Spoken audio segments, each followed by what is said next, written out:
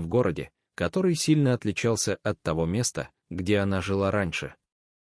Все было для нее в новинку: люди, природные ландшафты, оживленные улицы.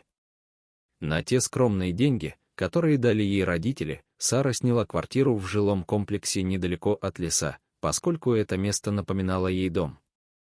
Однажды ее новый друг Райли рассказал ей, что только что нашел змею, прячущуюся в его шкафу, и не знал, что делать.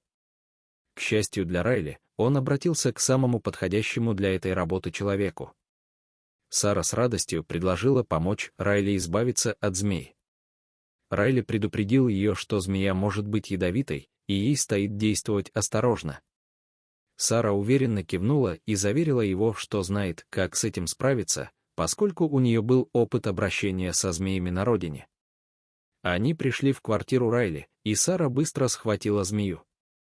Райли был поражен, насколько спокойно Сара обращалась с этим диким животным. Сара взяла змею и отнесла в лес, чтобы выпустить ее на волю. Райли заплатил ей за работу, это был ее первый заработок с приезда в Сидней. Она позвонила домой, чтобы рассказать родителям, и они поздравили ее с тем, что она начала налаживать жизнь в новом месте. По телефону ее отец сказал: «Я так горжусь тобой, дорогая. Твоя жизнь действительно налаживается. Помни, где ты была всего несколько месяцев назад. Будь благодарна, что ты больше не там».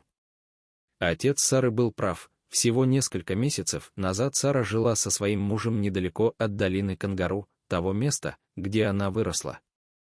Ее отец владел там ранчо, а также был единственным в городе ловцом змей.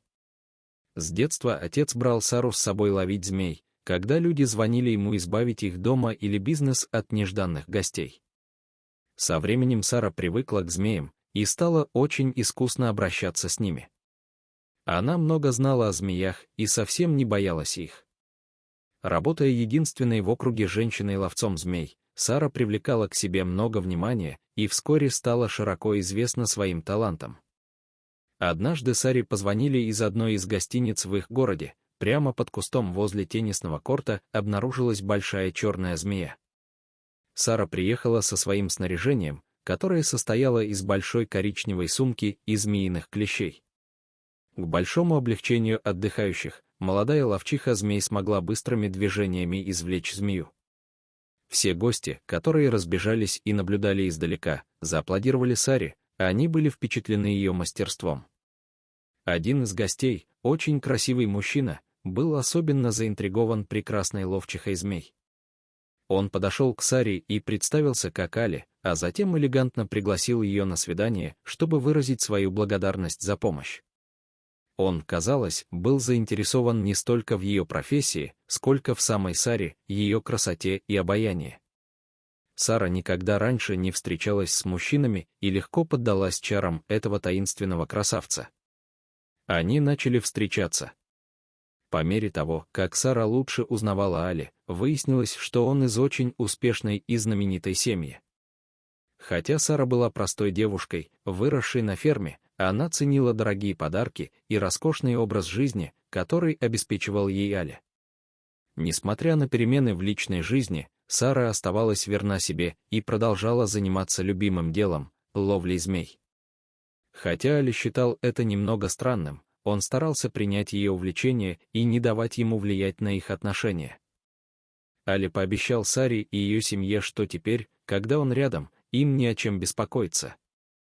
Однако это оказалось неправдой. Когда Сара и Али поженились, их отношения, к несчастью, сильно ухудшились. Али начал требовать, чтобы Сара прекратила работать со змеями, говоря, что это не то, чем занимаются люди их круга, и что это наносит ущерб репутации его семьи. Домашняя змея Сары, которую та взяла с собой, переехав к Али, не взлюбила его и шипела на него каждый раз, когда он был рядом. Хотя Сара хотела сохранить брак, она также не хотела жертвовать любимым занятием. Однажды Али пригрозил ей, что если она не избавится от змей, то пожалеет об этом. Сара испугалась этой стороны Али, которую раньше не видела. После свадьбы его истинный характер начал проявляться, у него были сильные приступы гнева, которые со временем только усугублялись. Однажды ночью сильно пьяный Али вернулся домой и начал ругать Сару, обвиняя ее в провале своего бизнеса и в том, что ее увлечение змеями позорит репутацию его семьи.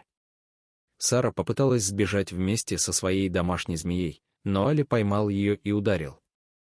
После этого инцидента Али стал часто проявлять агрессию по отношению к Саре. Она была опустошена и боялась за свою жизнь, поскольку напряжение между ними нарастало. Али чувствовал, что Сара хочет сбежать от него. Он хотел полностью контролировать ее, и если это было невозможно, готов был пойти на крайние меры. Однажды Али заметил в сумочке Сары авиабилет и решил, что это станет последней каплей. После очередной громкой ссоры, находясь в пьяном угаре, Али сказал: «Знаешь что, я устал от этого. Я не буду умолять тебя остаться. Убирайся и забирай эту гадину с собой». В ту же ночь Сара села на самолет в Сидней и больше не оглядывалась. В последующие месяцы Сара продолжала налаживать жизнь в новом городе, любуясь местной природой и заводя новых друзей. Она часто рассказывала им истории о своих навыках ловли змей и о домашней змее.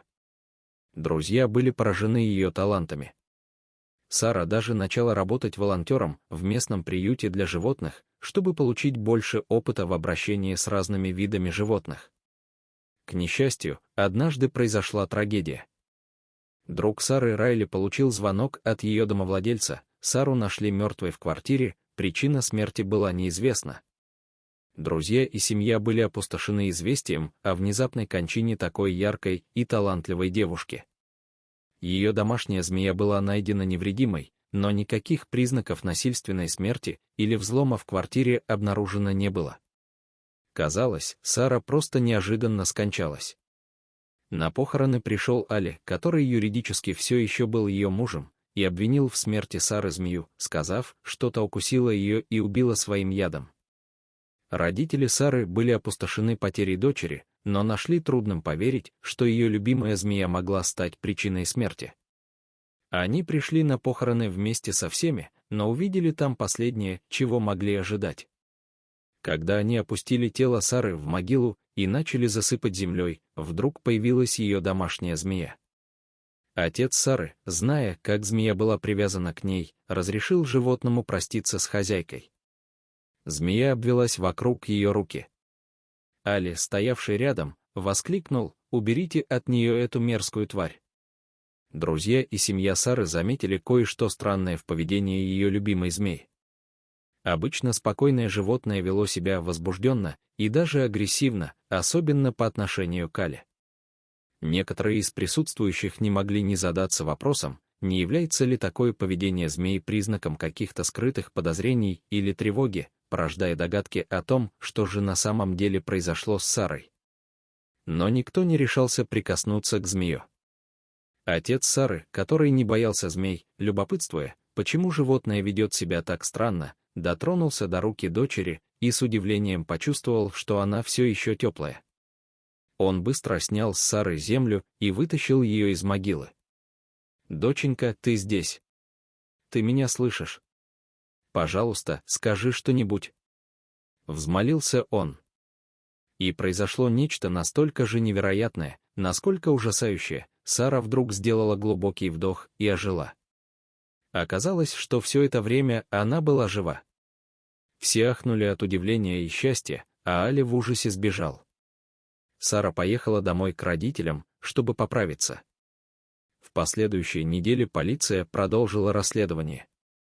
Они допросили всех знакомых Сары, включая ее мужа, которого им удалось задержать. Хотя поначалу он был готов сотрудничать, его показания стали распадаться под пристальным вниманием, а когда пришли результаты экспертиз, стало ясно, что Али все это время преследовал Сару. Он пробрался в ее квартиру, сказав домовладельцу, что является ее мужем, и попытался отравить ее.